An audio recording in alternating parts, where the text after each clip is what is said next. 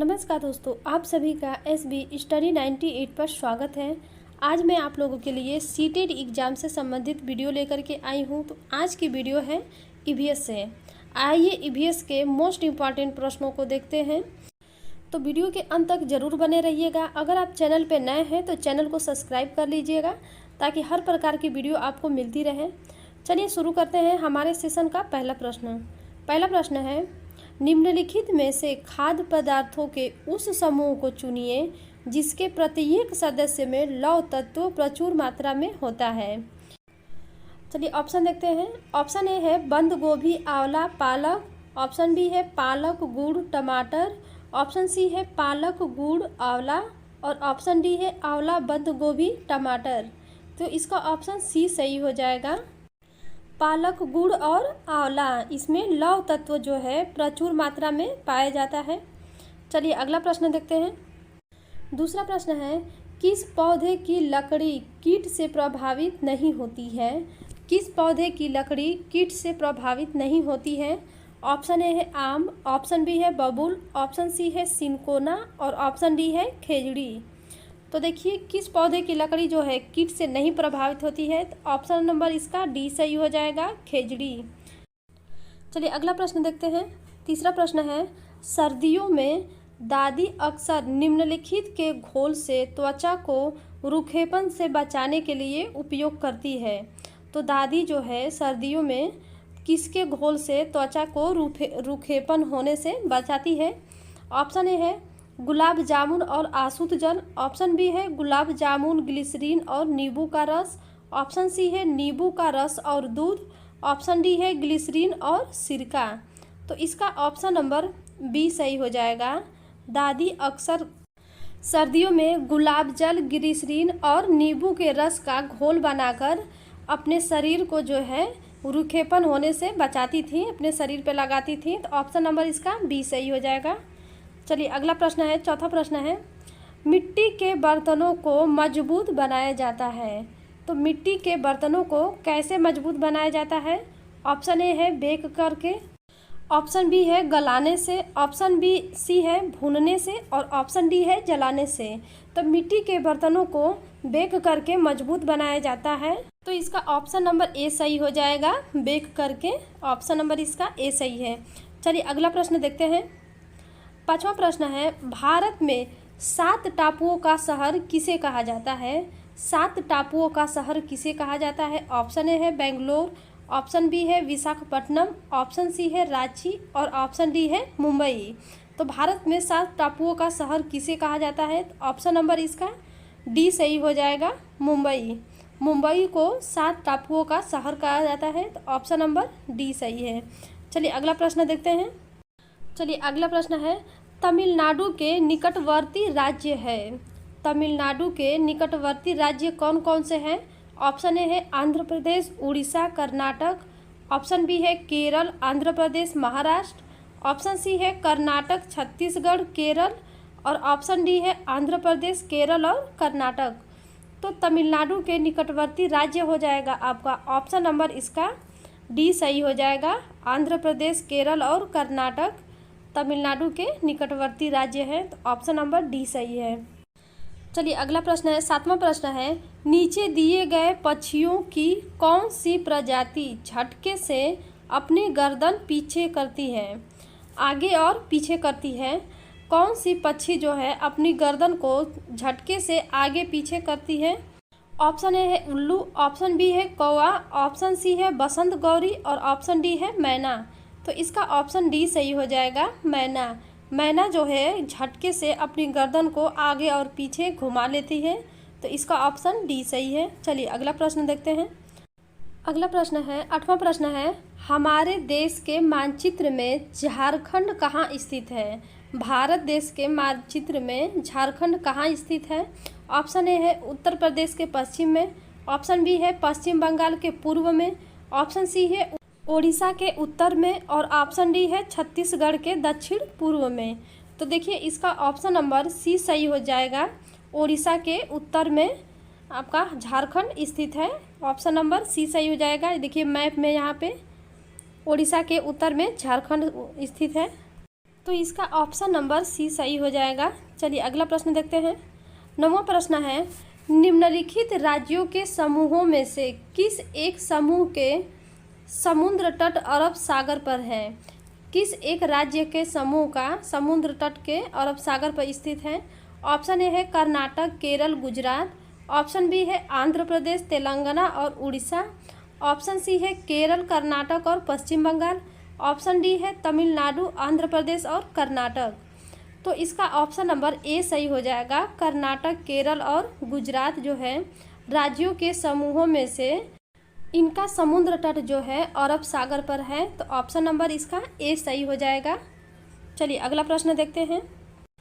चलिए आगे 10वां प्रश्न है, यदि एक मेढक एक टिड्डे को खाता है तो ऊर्जा का स्थानांतरण होगा। यदि एक मेढक एक टिड्डे को खाता है तो ऊर्जा का स्थानांतरण कैसे हो रहा है? ऑप्शन ए है उत्पादक से अपघटक को। ऑप्शन बी है उत्पादक से प्राथमिक उपभोक्ता को। ऑप्शन सी है प्राथमिक उपभोक्ता से द्वितीयक उपभोक्ता को। और ऑप्शन डी है द्वितीयक उपभोक्ता से प्राथमिक उपभोक्ता को। तो देखिए इसका ऑप्शन नंबर सी सही हो जाएगा। प्राथमिक उपभोक्ता से द्वितीयक उपभोक्ता को ऊर्जा का स्थानांतरण हो रहा है, प्राथमिक उपभोक्ता से द्वितीयक उपभोक्ता को। तो ऑप्शन नंबर इसका सी सही हो जाएगा। चलिए अगला प्रश्न देखते हैं। अगला प्रश्न है, बोरा चिपचिपे चावल की एक सामान्य किस्म है, यह मुख्य रूप से पाया जाता है। बोरा चिपचिपे चावल की एक सामान्य किस्म कहाँ पाया जाता है? ऑप्शन ए है असम में। ऑप्शन बी है बिहार में। ऑप्शन सी है उड़ीसा में। ऑप्शन डी है तमिलनाडु में। तो बोरा चिपचिपे चावल की जो प्रजाति होती किस्म होती है वो असम राज्य में पाई जाती है। तो ऑप्शन नंबर इसका ए सही हो जाएगा, असम। ऑप्शन ए सही है। चलिए अगला प्रश्न देखते हैं। अगला प्रश्न है, मलयालम में माँ की बड़ी बहन को कहा जाता है। मलयालम में माँ की बड़ी बहन को क्या कहा जाता है? तो ऑप्शन ए है दीदू। ऑप्शन बी है थम्मा। ऑप्शन सी है मलयम्मा। और ऑप्शन डी है अमुम्मा। तो देखिए मलयालम में माँ की बड़ी बहन को मलयम्मा कहा जाता है। तो ऑप्शन नंबर इसका सी सही हो जाएगा, मलयम्मा। माँ की बड़ी बहन को मलयम्मा कहा जाता है। ऑप्शन सी सही है। देखिए ऑप्शन में दिया है अमुम्मा। तो देखिए अमुम्मा मलयालम में माँ की माँ को कहा जाता है, अमुम्मा। चलिए अगला प्रश्न देखते हैं। चलिए 13वां प्रश्न है, किस वर्णक की उपस्थिति के कारण पौधे हरे होते हैं? किस वर्णक की उपस्थिति के कारण पौधे जो है हरे होते हैं? ऑप्शन ए है एंथोसायनिन। ऑप्शन बी है कैरोटीनायड। ऑप्शन सी है क्लोरोफिल। और ऑप्शन डी है लाइकोपीन। तो इसका ऑप्शन नंबर सी सही हो जाएगा, क्लोरोफिल। क्लोरोफिल के कारण पौधे जो है हरे होते हैं। ऑप्शन सी सही है। चलिए अगला प्रश्न देखते हैं। 14वां प्रश्न है, निम्नलिखित में से कौन सा वर्तमान पर्यावरण अध्ययन पाठ्यक्रम के मुख्य थीमों में से एक नहीं है? वर्तमान पर्यावरण अध्ययन पाठ्यक्रम के मुख्य थीमों में से एक नहीं है। ऑप्शन ए है हम चीज़ें कैसे बनाते हैं। ऑप्शन बी है आवास। ऑप्शन सी है भोजन। और ऑप्शन डी है काम और खेल। तो इसका ऑप्शन डी सही हो जाएगा, काम और खेल जो है मुख्य थीमों में से नहीं है। देखिए परिवार और मित्र, परिवार और मित्र ये मुख्य थीम है। इसी के उप थीम होते हैं संबंध, खेल एवं कार्य, पशुएं और पौधे। परिवार एवं मित्र के उप थीम होते हैं ये 4। चलिए आगे देखते हैं। अगला प्रश्न देखते हैं। 15वां प्रश्न है, मिड डे मील योजना कब शुरू की गई थी? मिड डे मील योजना पूछा है कब शुरू की गई थी। ऑप्शन ए है 2002 में। ऑप्शन बी है 2004 में। ऑप्शन सी है 2005 में। और ऑप्शन डी है 2006 में। तो मिड डे मील योजना शुरू की गई थी 2004 में। ऑप्शन नंबर इसका बी सही हो जाएगा, 2004। चलिए अगला प्रश्न देखते हैं। 16वां प्रश्न है, किस विटामिन की कमी से घाव जल्दी नहीं भरता है? पूछा है किस विटामिन की कमी से घाव जल्दी नहीं भरता है। ऑप्शन ए है विटामिन ए। ऑप्शन बी है विटामिन बी। ऑप्शन सी है विटामिन डी, सी। और ऑप्शन डी हो जाएगा विटामिन के। तो देखिए विटामिन सी की कमी से घाव जल्दी नहीं भरता है। तो ऑप्शन नंबर इसका सी सही हो जाएगा, vitamin C. Option number C सही है। चलिए अगला प्रश्न देखते हैं। अगला प्रश्न है, पीली क्रांति के जनक कौन है? पीली क्रांति के जनक कौन है? ऑप्शन है एम.एस. स्वामीनाथन, ऑप्शन बी है अरुण कृष्णन, ऑप्शन सी है सैम पित्रोदा और ऑप्शन डी है वर्गीज कुरियन। तो पीली क्रांति के जनक हो जाएंगे आपका ऑप्शन नंबर इसका सी सही हो जाएगा। सैम पित्रोदा जो है पीली क्रांति के जनक है, तो ऑप्शन नंबर इसका सी सही हो जाएगा। तो देखिए आगे देखिए एम.एस. स्वामीनाथन दिया है, तो एम.एस. स्वामीनाथन जो है भारत में हरित क्रांति के जनक है। अरुण कृष्णन दिया है, तो अरुण कृष्णन जो है आपका नीली क्रांति के जनक है। वर्गीज कुरियन है, तो देखिए वर्गीज कुरियन जो है श्वेत क्रांति के जनक हैं। इन्होंने 1970 में श्वेत क्रांति को दिया था, तो ऑप्शन नंबर इसका सही हो जाएगा, सी सही हो जाएगा, सैम पित्रोदा। चलिए आगे देखते हैं, अगला प्रश्न देखते हैं। अगला प्रश्न है 18वां प्रश्न है, पपीता का जनक देश कौन है? पपीता का जनक देश पूछा है। ऑप्शन ए है भारत, ऑप्शन बी है अमेरिका, ऑप्शन सी है चीन और ऑप्शन डी है मैक्सिको। तो इसका ऑप्शन बी सही हो जाएगा, अमेरिका। अमेरिका जो है पपीता का जनक देश है, तो ऑप्शन बी सही है। आगे देखिए है इसमें दिया है चीन, तो चीन जो है सोयाबीन का उत्पादक देश है। देखिए आगे दिया है मैक्सिको दिया है, तो मैक्सिको जो है मक्का का उत्पादक देश है। तो चीन सोयाबीन का हो गया, मैक्सिको मक्का का और अमेरिका पपीता का। तो चलिए आगे देखते हैं अगला प्रश्न। अगला प्रश्न है 19वां प्रश्न है, एंटी माइक्रोबियल गुण किसमें पाया जाता है? तो ऑप्शन ए है नीम में, ऑप्शन बी है पपीते में, ऑप्शन सी है बबूल में और ऑप्शन डी है खेजड़ी में। तो एंटी माइक्रोबियल गुण पाया जाता है खेजड़ी के पेड़ में, तो ऑप्शन नंबर इसका डी सही हो जाएगा, खेजड़ी। चलिए आगे देखते हैं, अगला प्रश्न देखते हैं। अगला प्रश्न है 20वां प्रश्न है, अपने मादा को कई किलोमीटर दूर से ही पहचानने का गुण किसमें होता है? अपनी मादा को कई किलोमीटर दूर से पहचानने का गुण, ऑप्शन ए है रेशम का कीड़ा, ऑप्शन बी है मधुमक्खी, ऑप्शन सी है चींटी और ऑप्शन डी हो जाएगा मकड़ी। तो देखिए रेशम का कीड़ा जो होता है वो अपनी मादा को कई किलोमीटर दूर से ही पहचान लेता है, पहचानने का गुण पाया जाता है, तो ऑप्शन नंबर इसका ए सही हो जाएगा। चलिए अगला प्रश्न देखते हैं। 21वां प्रश्न है, वह कौन सा जीव है जो अपने मस्तिष्क के आकार को बढ़ा सकता है? वो कौन सा जीव है जो अपने मस्तिष्क के आकार को बढ़ा सकता है? ऑप्शन ए है छिपकली, ऑप्शन बी है मधुमक्खी, ऑप्शन सी है चींटी और ऑप्शन डी है मकड़ी। तो इसका ऑप्शन बी सही हो जाएगा, मधुमक्खी। मधुमक्खी जो है अपने मस्तिष्क के आकार को बढ़ा सकता है, तो ऑप्शन नंबर इसका बी सही है। आगे 22वां प्रश्न है, मधुबनी चित्रकारी किस राज्य में प्रसिद्ध है? मधुबनी चित्रकारी, तो ऑप्शन ए है महाराष्ट्र, ऑप्शन बी है गुजरात, ऑप्शन सी है बिहार और ऑप्शन डी है छत्तीसगढ़। तो मधुबनी चित्रकारी जो है बिहार राज्य में प्रसिद्ध है, तो ऑप्शन नंबर इसका सी सही हो जाएगा, बिहार।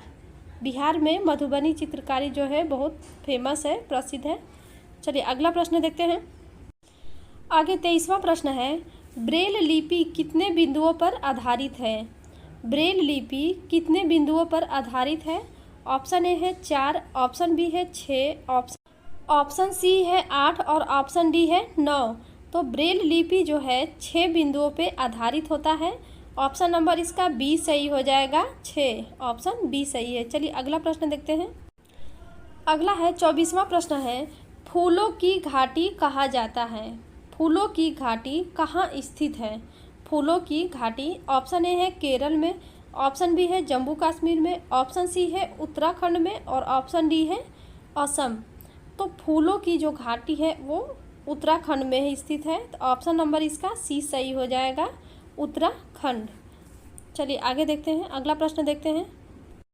चलिए 25वां प्रश्न है, बांस के कोपल को किस राज्य के लोग भोजन के रूप में ग्रहण करते हैं? जो बांस का कोपल होता है उसे किस राज्य के लोग जो है भोजन के रूप में ग्रहण करते हैं? ऑप्शन ए है असम, ऑप्शन बी है उड़ीसा, ऑप्शन सी है मिजोरम और ऑप्शन डी है नागालैंड। तो बांस के कोपल को नागालैंड के जो लोग होते हैं वो भोजन के रूप में ग्रहण करते हैं, तो ऑप्शन नंबर डी सही हो जाएगा, नागालैंड। नागालैंड के लोग बांस के कोपल को भोजन के रूप में ग्रहण करते हैं। चलिए आगे देखते हैं अगला प्रश्न। अगला प्रश्न है 26वां प्रश्न है, सुनसान पेड़ों के ऊंची डाल पर अपना घोंसला कौन बनाता है। देखिए पूछा है सुनसान पेड़ों की ऊंची डाल पर अपना घोंसला कौन बनाता है। ऑप्शन ए है गौरैया, ऑप्शन बी है गिद्ध, ऑप्शन सी है कबूतर और ऑप्शन डी है मैना। तो इसका ऑप्शन नंबर बी सही हो जाएगा, गिद्ध। गिद्ध जो है सुनसान पेड़ों की ऊंची डाल पर अपना घोंसला बनाता है। चलिए आगे है 27वां प्रश्न है, बिहार राज्य के लोगों के लिए मधुमक्खी पालन शुरू करने की सबसे अच्छी अवधि कौन सी है। बिहार में जो बिहार के लोग हैं उनके लिए मधुमक्खी पालन शुरू करने की सबसे अच्छी अवधि कौन सी होती है। ऑप्शन ए है अप्रैल से जून, ऑप्शन बी है जुलाई से सितंबर, ऑप्शन सी है अक्टूबर से दिसंबर और ऑप्शन डी है जनवरी से मार्च। तो इसका ऑप्शन नंबर सी सही हो जाएगा, अक्टूबर से दिसंबर। ऑप्शन सी सही है। चलिए अगला प्रश्न देखते हैं। 28वां प्रश्न है, कौन सा पक्षी पेड़ की ऊंची डाल पर अपना घोंसला बनाता है। देखिए इसमें पूछा है कौन सा पक्षी पेड़ की ऊंची डाल पर अपना घोंसला बनाता है। ऑप्शन ए है शकरखोरा, ऑप्शन बी है कलचिड़ी, ऑप्शन सी है कौवा और ऑप्शन डी है फाख्ता। तो इसका ऑप्शन नंबर सी सही हो जाएगा, कौवा। कौवा जो है पेड़ की सबसे ऊंची डाली पर अपना घोंसला बनाता है। चलिए अगला प्रश्न है 29वां प्रश्न है, इस्लात अपने पूरे जीवन काल में कितने पेड़ों पर निवास करता है। इस्लात अपने पूरे जीवन काल में कितने पेड़ों पर निवास करता है। ऑप्शन ए है 4, ऑप्शन बी है 5, ऑप्शन सी है 7 और ऑप्शन डी है 8। तो इस्लात अपने पूरे जीवन में 8 पेड़ों पर निवास करता है। तो ऑप्शन नंबर इसका डी सही हो जाएगा, 8। और एक पेड़ पे ये 5 साल रहता है, एक पेड़ पे 5 साल निवास करता है। चलिए आगे देखते हैं। 30वां प्रश्न है, जम्मू कश्मीर में चाय को क्या कहा जाता है। जम्मू कश्मीर में चाय को क्या कहा जाता है। ऑप्शन ए है चाय, ऑप्शन बी है कहवा, ऑप्शन सी है कॉफ़ी और ऑप्शन डी है ये सभी। तो जम्मू कश्मीर में चाय को कहवा कहा जाता है। तो इसका ऑप्शन नंबर बी सही हो जाएगा, कहवा। चलिए आज के लिए इतना ही प्रश्न है। अगर मेरी वीडियो आप लोगों को अच्छी लगी हो तो वीडियो को लाइक और शेयर ज़रूर करिएगा। आप लोग वीडियो को लाइक नहीं करते हैं तो वीडियो को लाइक ज़रूर करें। चलिए अगर वीडियो का पीडीएफ चाहिए तो डिस्क्रिप्शन बॉक्स में हम पीडीएफ दे देंगे, वहाँ से जाके आप लोग पीडीएफ डाउनलोड कर सकते हैं। चलिए मिलते हैं नेक्स्ट वीडियो में। Thank you so much.